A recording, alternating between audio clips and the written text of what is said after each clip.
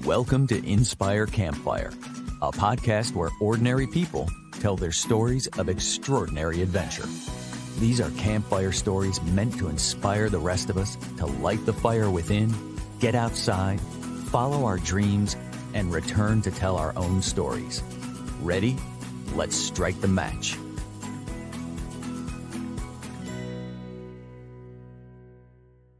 Welcome to today's show. Today we're going to be talking to someone that could easily occupy a whole lot of episodes on this podcast. And after checking out his social media and seeing all the adventures that he's taken, it was actually hard to decide on just one adventure. But among his many adventures, today's guest, Derek Wood, also known as Matador, has recently completed a through hike on the Pacific Crest Trail. And that's going to be the focus of our attention today. And I'm super excited about it because the more I learn about the trail, the more I want to get out there and hike it myself. So just a real quick recap for anybody that's unfamiliar with the Pacific Crest Trail. Thought I'd share a few key stats from the Pacific Crest Trail Association website. So it's a trail that extends from Mexico to Canada, and it passes through California, Oregon, and Washington. It is 2,653 miles long, and it is both a hiking and equestrian trail. So along the way, it goes through 25 national forests and 7 national parks. It includes elevations of just above sea level all the way to 13,153 feet in the Sierra Nevadas. There are millions of visitors hit the trail every year, but only about 5,000 people obtain permits to through hike. And this year, Derek Wood, who is our guest today, was one of those brave people. So Derek, welcome to the campfire. Hey, Scott. Yeah, thanks for having me on. Oh my gosh, man. I'm so excited to just talk about this adventure and many of your other adventures. So one of our recent podcast guests who climbed Mount Everest, Taylor Grist, introduced me to you because you also have climbed Mount Everest with him. And this, what we're going to talk about today, was essentially part of your training for that journey. All right. Yeah, definitely. Yeah. So if you could, let's just jump right in. I want to find out a lot about you and your day job and your day life, but let's just jump right into the trip itself. So can you tell us a little bit about the Pacific Crest Trail?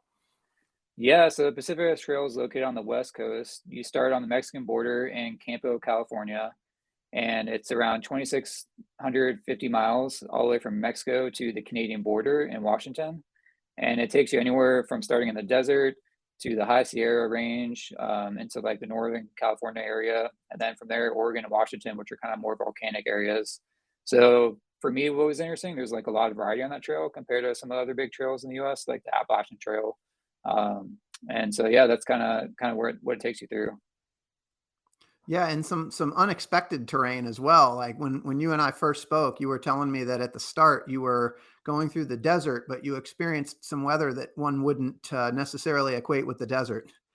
Yeah, a lot of people think of the desert as this dry, kind of tumbleweed cactus area, but it's like the high desert in California. And so I think it was the second or third day out there, it actually snowed on me, and we had to take cover in this lodge area in Mount Laguna to kind of get a break from the snow. A lot of us weren't expecting that early, and there were some days, where it got down to like just 1 degree with wind chill, and there's waist deep snow in some parts in the desert. I started early, so there's a lot of like hardships there in the beginning. Just not expecting that in the desert like that. So That's crazy. So what time of year did you start? I started March 1st, which is the earliest permit date you can start on. So snow in the desert in March is possible. Yeah, definitely. Wow. Even later in April and May, you can still get snow out there too, I've heard. And along that trail, you're also hitting portions that are like 100 degrees. Like, how do you pack for those such extreme temperatures? And you're carrying everything in your pack. Right. So yeah, starting out, I had a 10-degree quilt to help me keep warm at night. And like I said, there was some days where you're like waist deep in snow trying to hike through a mountain pass. And then coming back from Nepal, it was like a total 180, and there was like a heat wave that I hiked through in the desert, and it got to like triple digits for 3 days in a row. So I went from, freezing, waking up to frozen shoes and socks and trying to deal with that kind of scenario to coming back, trying not to pass out in the heat, because in some parts of the desert, there's just Joshua trees and there's like hardly any shade. So you really don't have any reprieve from the desert sun and those extreme heat waves. So yeah, both ends you can deal with that in the desert. Yeah. So does the trail go through Joshua Tree? It goes near Joshua Tree National Park, but it kind of cuts to the west of there. So you kind of go in between Palm Springs and west of there. But there are northern parts of the desert where you start seeing a lot of Joshua trees everywhere, so you kind of Yeah. get that experience. Yeah, that was one of my favorite national parks that we got a chance to visit. So beautiful out there.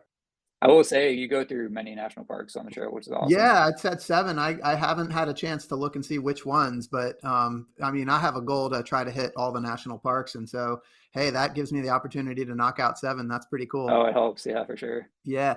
So how long did the whole trail, how long did it take you to through hike? So it took me 120 days, so around 4 months from start to finish. Okay. And you had a little break in between there. Right, I had a 2-month break going to Nepal for trying to climb Mount Everest. So that definitely added on, but if I was to exclude that, it was under 20 days. A month or so of the trail, then heading off to Mount Everest, and then coming Hmm. back to finish things up. I mean, what an epic year. Yeah, it's definitely a journey. I think I saw a lot of shock faces when I told people come back where I just came from. So It's it's incredible. So I definitely want to come back to that and just talking about the year itself and how you got there. But let's keep going on the trail. So what were some of the major highlights for you on the Pacific Crest Trail? oh, there's so many. So definitely the desert, I think a lot of people kind of put down in their mind that they're not gonna really love the desert section. And definitely coming back, even though there were some hot days. There's just a lot of beauty out there. I remember there's one section you cross the road and like just the local like flora just changes immediately. Yeah. You see all these different types of cactus out there that you don't see in other parts of the desert, and it's just pretty wild looking cacti. Some of them look like like sea kelp where they stretch way up in the air. Um, there's some really pretty mountains like San Jacinto. They get to go up and around. And then just in the desert, it's so dry out there too. You can just see for miles on end sometimes. So you just get this really awesome sweeping views. So I really actually love the desert section looking back, even though there are some really tough days, both cold and hot. Yeah. And then going north of there, so Mount Whitney, the trail goes right by there. So a lot of people take an alternate path to go summit Mount Whitney, which is the highest mountain in the continental US. Okay. So that's really exciting.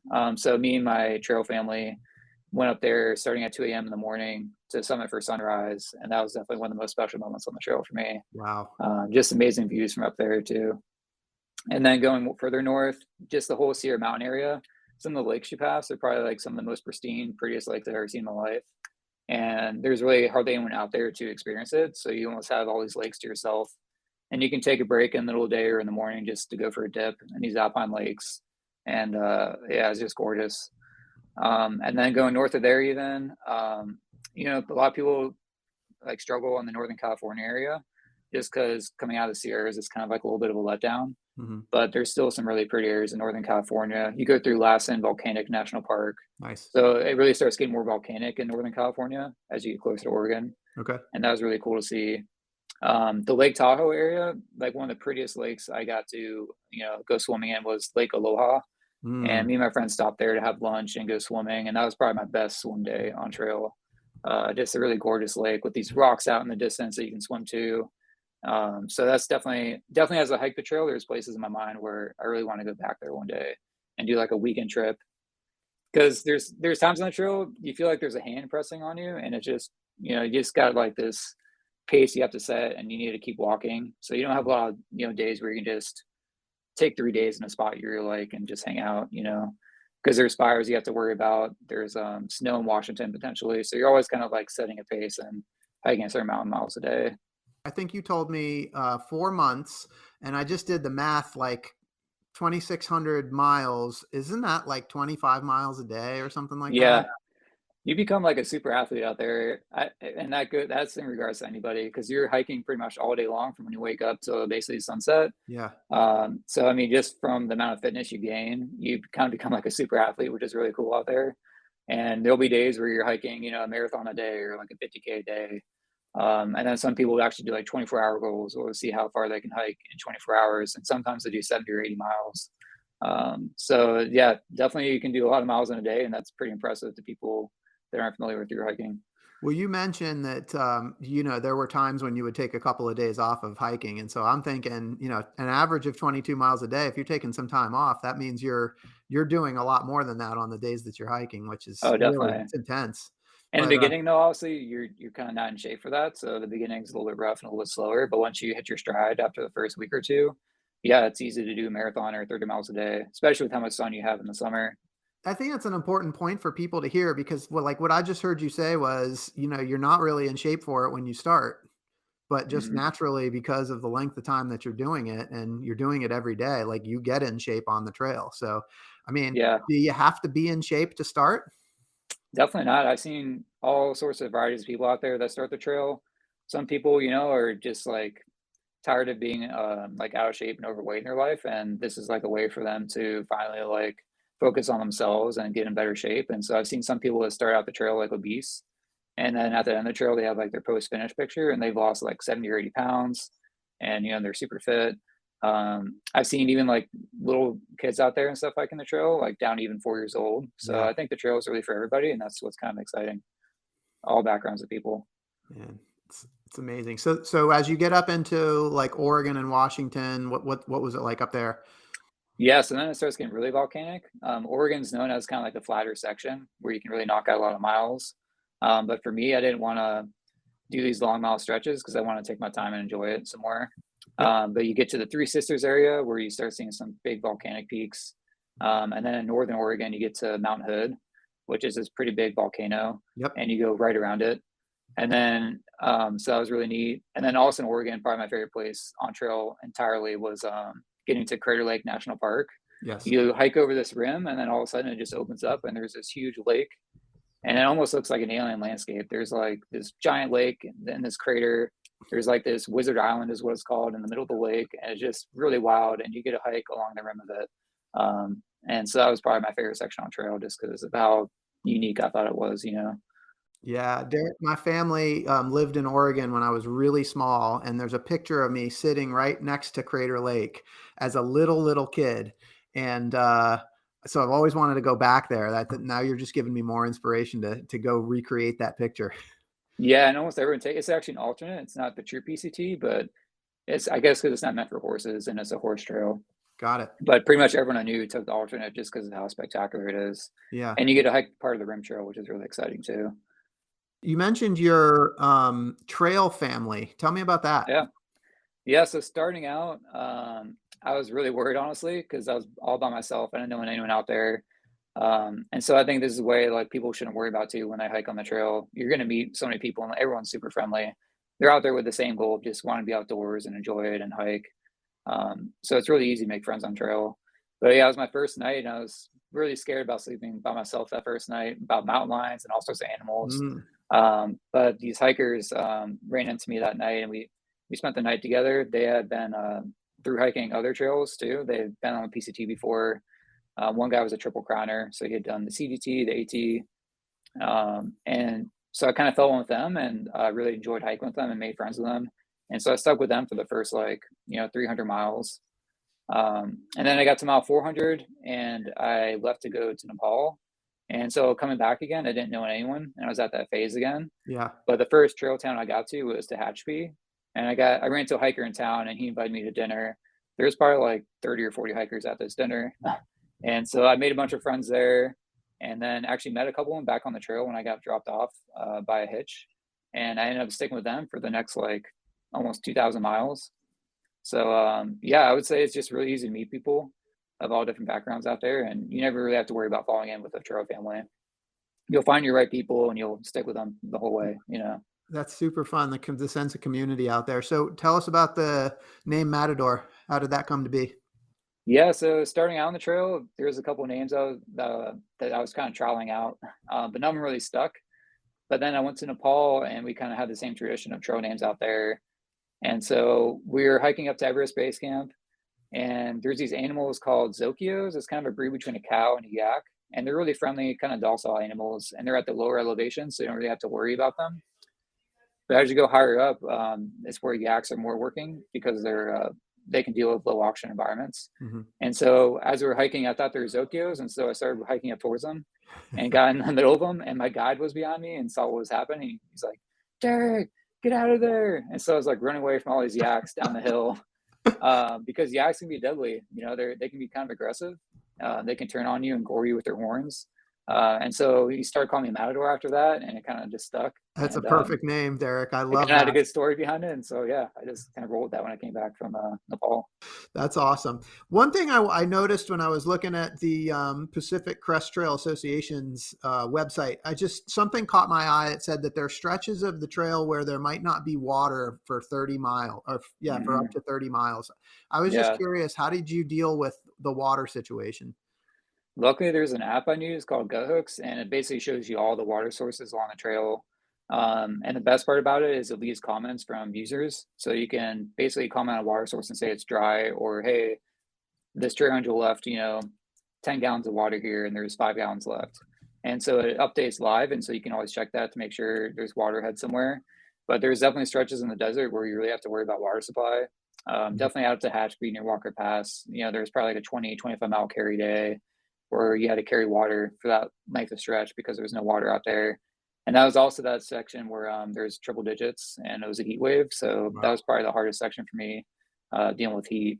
Dangerous. So it's definitely something you have to be aware of. And people think if you're hiking every day, it's really easy. You don't have to like plan ahead. But there's definitely parts of like the water supply situation and food where you really have to, do some planning and know where you're going to restock on those things. Yeah, but man, it's a little different now than it might have been 20, 30 years ago. There's an app to find water. What was the name of that Yeah. app again? Yeah. So Gut Hooks is probably the most popular app that people use out there. It shows you everything from camping sites to, where you can get water. It has comments for trail towns of like, different things you can go see for restaurants, grocery stores and things like that. So yeah, I mean, it definitely changes everything. It's really useful. I met some people that are more purists out there that don't like to use that. They prefer paper maps because definitely using Gut Hooks, like an app like that, can kind of spoil things for you. Yeah. But it's also a super useful tool. And so I think it really depends how you use it, Well, you find yourself in a place where you don't have any water. It's it's a pretty good Deadly. option to Yeah. tap into. So one thing I wanted to ask you about was you mentioned the first time that we spoke that the way that the trail was designed, that there aren't any really aggressive slopes. So I was curious if you could Right. kind of tell us about that. Like, how technical is the Pacific Crest Trail? It's really never that technical because it's designed as a horse trail to begin with. Mhm. So the steepest grade you'll ever encounter is like 20%.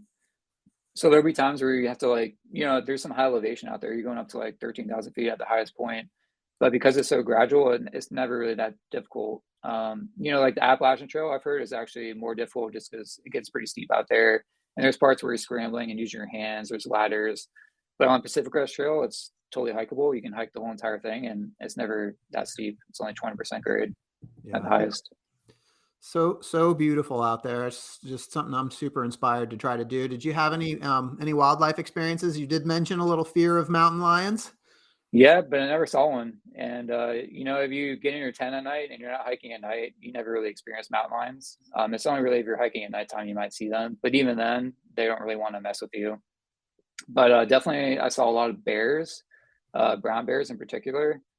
So like in the Sierra Range, there's some bear counters, and I think the reason why I had a bad experience with bear in the Sierra just is because they have these bear cans, bear boxes that you can store your food in, and some people just leave their trash there, and so the bears will kind of hang around there trying to get food, and sometimes they're so used to humans that you can't really scare them off very well. So I had one issue with the bear at a campsite, but there were so many other people there I felt safe. And then going further north, I saw some mama bears with their cubs, and luckily had some people in my trail family around me at the time, so I felt safe there too. Yeah. And then one night, you kind of get complacent out there, and I had my headphones in, and I was hiking by myself, and I turned a corner, and all of a sudden, this big brown bear is maybe like 10 feet from me, and we both stared at each other with like total shock, surprised faces. I think we both, shocked at each other. Yeah. But I realized it took me a while to respond, but I finally made some noise, and he like looked really scared at me, and just like charged downhill. And man, he went super fast, like 30 miles an hour down this hill. Wow. Like stomping on tree logs and stuff. And wow, you just realize how fast a bear can run, and you Yeah. realize why you never run from a bear. You should, They can go definitely scare them faster. instead, because they can definitely outrun you and catch up to you. So Yeah. So are you carrying bear spray? no, most people actually never carry bear spray out there. I It's pretty rare to see. Uh, and everyone I talk to, they may have had some close encounters with bears, but never had any big issues. got it. I think the scariest thing I heard was this woman I was hiking with, Bambi. She had a bear come up to her tent at night while she's sleeping, and she just heard this like breathing noise like on top of her head. Oh, And at first, she freaked out and was screaming, and the bear wasn't moving. So she had to like kind of like get up and make a lot of noise and try to scare the bear off. But once she did, the bear left her alone. yeah. So it's just how you deal with the situation. Yes. But you never have to worry when you're out there. Yeah. It's usually the people that are just being, leaving food out and not being Right. responsible about it, right? Right. And you need, yeah. So you look that stuff up and treat the trail right, and you're not leaving trash around. Right. You don't have to worry about those things. Yeah. So one of the things I love talking about with people in these kinds of adventures is I just kind of have this fixation with the word awe. And when I started this podcast, I looked it up, and the definition of the word awe on Google, their online dictionary, is a feeling of reverential respect mixed with fear or wonder. And I just have to imagine, like I was just envisioning, you said when you climbed Mount Whitney and you saw the sunrise, I have to imagine that you just had like an abundance of awe experiences out there. Oh, definitely. Yeah, you're just in total shock of what you're looking at, trying to process all of it too. Just because, like, yeah, it's so dry out there on the West Coast that you can just see for miles and miles at a time. So there's definitely moments like that where you're just like, how do I take all this in and appreciate this moment? How do you do that? It's tough. You kind of just try to sit there and soak it all in, and not really focus on what's ahead. Just trying to like soak up those moments. And then for me, just taking pictures of me and my trail family at these places, so you can look back later in life and like try to reimagine and relive what you went through. It's super helpful in the future too. Yeah. It's hard to do though. I remember we did an RV trip to the Canadian Rockies at one point, and I remember taking pictures of these majestic mountains and then looking at the picture and thinking to myself, like, this Yeah, doesn't even come close. I know it doesn't cut it, but at least it kind of maybe triggers your memory of that Yeah. place, and things like that. You have to experience it, don't you? Yeah, definitely. Yeah, pictures don't do you justice, I would say. No. So, I mean, what an epic adventure, and then throwing Everest in there. Can you tell us a little bit about like Derek before all this adventure, and then like how did you get into this adventure spirit and start doing these kinds of trips? Right. So like graduating from college, I went on my first backpacking trip, which was in Scotland on the West Highland Way. It was like a 96-mile adventure. So it was my first like multi-day trip like that, but we stayed in bed and breakfasts and hotels. So it was kind of like an outdoor experience, but it was really like gentle. And then from there, I just really fell in love with being outdoors for long stretches like that. And so I found Kilimanjaro actually when I was looking up for my next trip. And that is like a 7-day trip going up to Mount Kilimanjaro, the highest mountain in Africa. Yep. And so that was my first real mountain experience. And I just had the time of my life out there. And I was like, I need to find ways to do more of this. And so, yeah, I found more and more mountain trips to go on. And then finally, it just, I kind of worked up to it. But I was like, hey, maybe I can do the Pacific Crest Trail. I had heard of it before, but I always thought it was kind of like far off, like something I wouldn't be capable of doing. But then I was looking for ways to train for Mount Everest, and I was like, hey, maybe I can accomplish another life goal by going on the PCT for a month beforehand. Mm, I could, hike every day, and that would give me really good shape. You're at high altitude at times, and it just made a lot of sense in my mind. Like, hey, I can do both these goals at once if I take time off. yeah. That's amazing. So if I go back, it sounds like the Scotland backpacking trip was sort of the trigger for this lifetime adventure. Definitely, yeah. What called you to that trip in particular?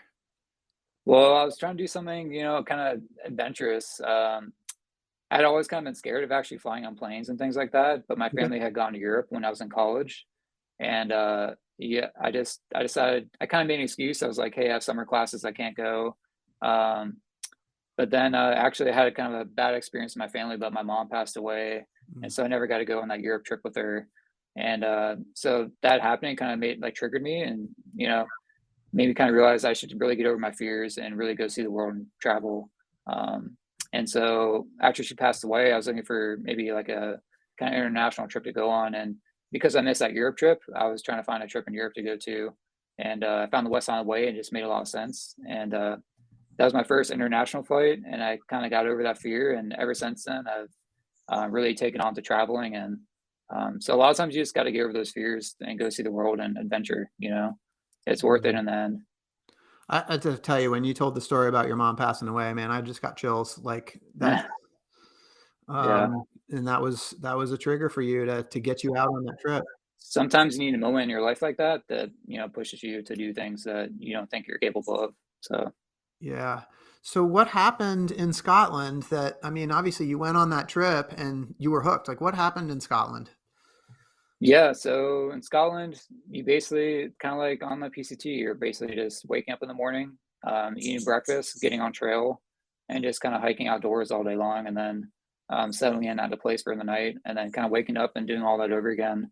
It sounds super simple, and maybe it's not for everybody, but just all the places you get to see while hiking is just really breathtaking and life-changing experiences. I know it's something you can't do in the normal day-to-day life, so you definitely appreciate it while you're out there. Yeah. I just wonder what it is about that experience that's just so, I mean, it's addicting, isn't it? It is kind of addicting. You're always chasing that next thing, like totally different terrain or new places you've never seen. Like you kind of just want to experience that and see everything, and really just a sense of adventure. I mean, there's places on the PCT, if you think about it, like there's really no access to these trails. So like the day-to-day person, day-to-day hiker is never going to see these sections of the Sierra.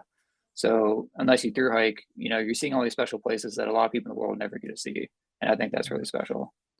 Yeah, and like, but what is it about the nature side of it? Like, what is it about nature that's so Mm. addicting, or just like, what is it that calls us to nature? Maybe it's just going back to our roots, like it's something that, humans didn't build, and maybe that makes you appreciate it more. It's just natural wonder, Yeah, and you just feel more peace with yourself out there too. It's just peaceful. at peace. Yeah, it's true. You feel at peace out there. The Pacific Crest Trail and the Everest experience, were those your longest adventures? Oh yeah, definitely. Because before I was able to take, vacation at work to go on trips, but for this trip, these two trips, I just didn't have enough vacation to cover the amount of time, so I had to leave my job to do these things. So this was so important to you. Nature called you to such a degree that you gave up your job to go do this. Yeah, and it was a pretty good job too. I was sad to leave my company, but it was the only way I could do it, and yeah, to me, it was just worth it to go chase these goals. All right, can we talk about that? First of all, can we just go back and you tell us a little bit about what your job was before you committed to this trip? Sure. Yeah, so my job was my first job out of college. It was for this company called Ascent Performance Materials, and I was working as a chemical engineer for the past 6 years, in this plant in Pensacola, Florida. So chemical engineer, great job, everything's going great, but yet you got this call. Yeah, because I was starting to realize if I don't do these things now, when will I be able to do them? Is it going to be, when I'm 50 or 60? It's hard to get that much time off in your life. And so I knew like the sooner I could act, I'm healthier, I'm younger. It just made more sense to do it as early as possible. Yeah. Now, right before we hit record on this call, you were telling me about how once you quit your job, you started having some second guessing and some doubts. And tell me Yeah. what was going through your mind? So I felt really confident at first, booking the trip to Nepal to Everest and then the PCT. I was living in an apartment. I ended my lease. I moved everything out of my place into my car. Everything that I couldn't fit, I had to toss and get rid of. So I really started living more minimally. And then I drove all the way to the West Coast to my sister's and to store my things. And it was there where I kind of realized, like, whoa, like I don't have a place to live anymore. All the stuff I own is just in my car, and I'm about to like go live outdoors basically for the next 6 months.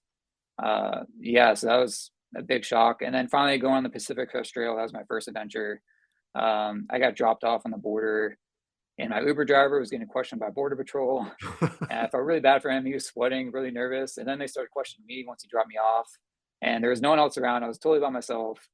And it was actually really windy and kind of chilly. So I had to put my jacket on. And I was kind of second my guess myself. I was like, wow, like I'm out here. I'm really doing this thing. I don't know if it's the right choice. But then after that first day, everything just clicked. And I met those two hikers that I became friends with. And I just started having a really great time and basically had no regrets. But I mean, you definitely go through ways. I mean, even come back not having a job and trying to go through the job interview process again. You're definitely like lose a little bit of self confidence. Like, hey, am I able to get another job and a job that I want? So yeah, there's definitely times where it's hard like that, and you got to push through. Yeah, I've just taken some notes here, and I wrote down the word confidence like 5 seconds before you said self confidence because I'm thinking, man, like you just have to have some like if you don't have confidence, you're going to build it doing what you were doing out there. Definitely, yeah. I mean, I'm just so what were some of the doubts that initially went through your mind? First was like, hey, maybe I'm not cut out to hike the Pacific Crest Trail. The first couple of days are pretty rough, and it's a lot more weight on your back than you think, and so you're struggling with like back pains, your legs are tired, things like that. And you just feel like maybe you're not cut out for what you're doing. And then also, like in the job world, like most people don't leave their job for 6 months to go hiking, and so then you're worried about coming back. Like, I have this gap in my resume, no one's Yeah. going to want to hire me. Things like that. So you're kind of just like self-doubting. But you just have to have confidence through those moments and know that, you're gonna have a great time out there. You're doing this for a reason because you want to. And holding on to those things is important for sure. Yeah. So I think this is kind of a funny little path that we're taking here because you gave up a great job and you went and did this thing, maybe lacking confidence about like whether or not it's going to work out. But ultimately, I'm looking at somebody that's willing to just take a chance and go do this huge thing. And that's like that alone takes confidence. And I know there's a confidence that you gain when you do these things and you climb Mount Everest. I mean, like what employer wouldn't want to hire somebody that's got that level of confidence? That's right. And so that's one of the things you just have to realize, like, hey, look at the things I just did with my time off. Like, it's not like you quit your job and then just stayed at home and became a couch potato for the next 6 months. You're Yeah. doing these amazing things that most people haven't had the opportunity to do. And they're really impressive looking back on it. Like you feel really good about yourself. And so it's definitely easy to explain to people why you have a gap on your resume, for instance. Yeah, and it's just if you think about the things you did and how hard they were and how you persevered, I mean, it's hard not to be, proud of your accomplishments.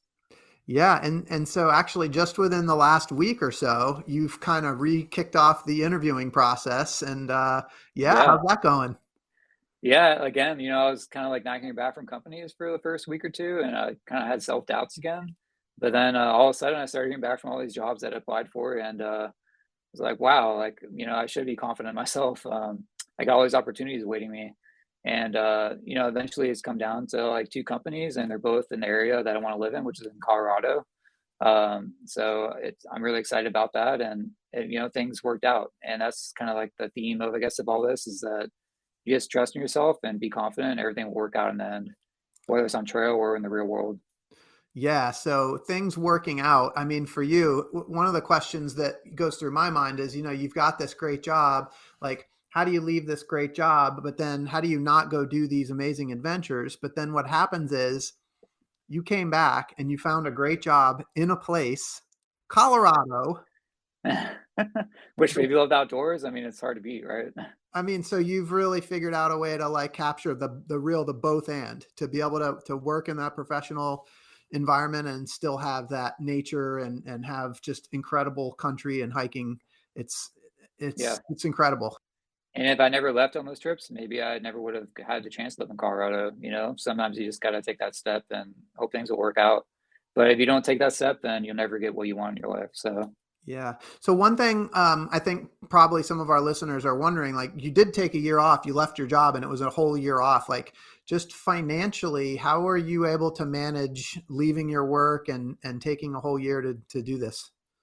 yeah. So, I mean, you definitely have to plan it out. I mean, there's some people that don't plan things, but then they get on trail and they run out of money and they could potentially end their trip early and not be able to complete their life goal. So for me, it was really maybe 5 years ago that I really thought about climbing Mount Everest, and just trying to live financially, kind of more minimally, and setting money aside every year so I'd have enough in the future to go do something like this. And then just having emergency fund in the back to like fall back upon, while you come back and you're looking for jobs and reintegrating into the real world. Yeah. So Derek, I want to just take you back and think about the Derek from before Scotland, and that Derek compared to the Derek that I'm talking to right now. Like, okay. what are the major differences? How have you changed during that time of doing all these adventures? Yeah, so before Scotland, I was honestly kind of afraid of like I was saying, traveling, Yep. experiencing new cultures, being in a setting where I didn't know people. So really, yeah, a lot of like just feeling afraid, having these fears. And post Scotland was really just getting over my fears.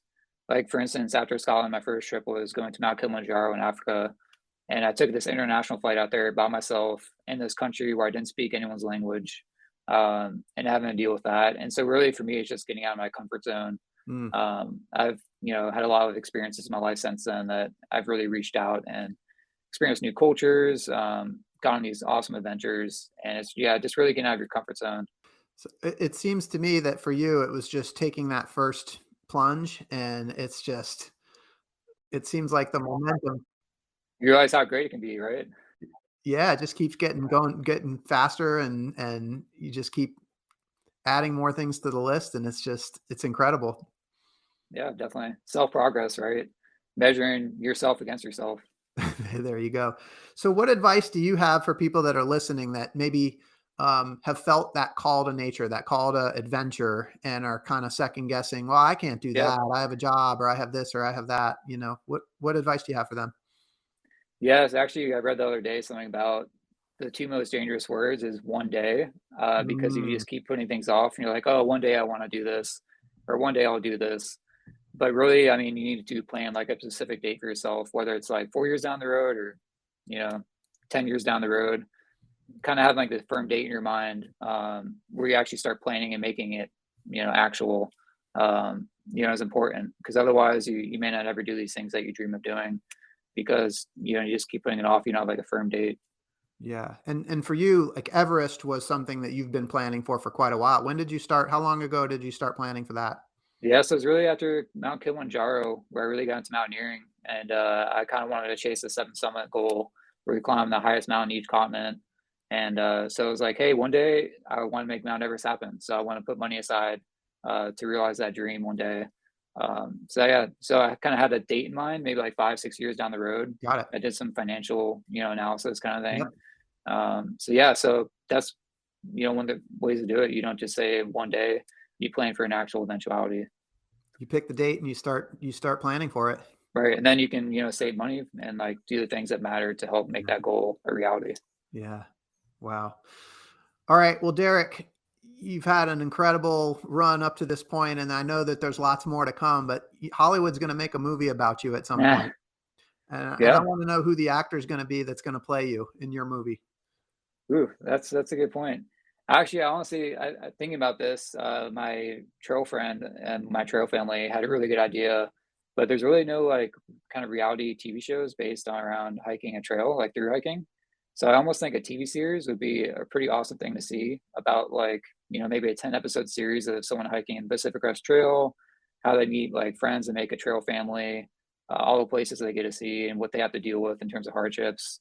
So I think it'd be pretty cool to actually film, an actual trail family that's hiking the trail over the course of their adventure, and kind of make that into a TV series people could see. Yeah, that would be awesome. What would the series be called? Actually, I heard this phrase the other day about some people think this trail life is pretty glamorous, but at the end of the day, I mean, you're doing some things that are pretty funny, like you're eating a lot of junk food, for instance. You're not eating very healthy, so maybe like junk food tour of America. The Junk Food Tour of America. You get to On the explore all the different Pacific candy Crest Trail. bars and things like that out there. You eat a lot. You gotta get calories, right? I'll be honest, I probably had 8 or 10 chocolate bars a day, whether it's Snickers or Milky Ways or things like that. You just need the calories because Yeah, you're I just mean, hiking all you're day long. you're hiking 25, 30 miles a day. Yeah, you got to do it. Well, Yeah. Derek, I can't tell you how much I appreciate this. This has been so much fun, and I've really enjoyed hearing this story. I know I am inspired to get out and do the Pacific Crest Trail at some point in my life, and I just want to thank you for being here today. Oh, thanks, Scott. And to our listeners, I hope you've been inspired as much as I have. And I hope that Derek's story has encouraged you to listen to the voice inside you that calls you to adventure, because we want to hear your story next. If you have a story to tell or you need a nudge to create one, please send me an email. And until next time, I want to encourage you to get outside. Thank you for listening.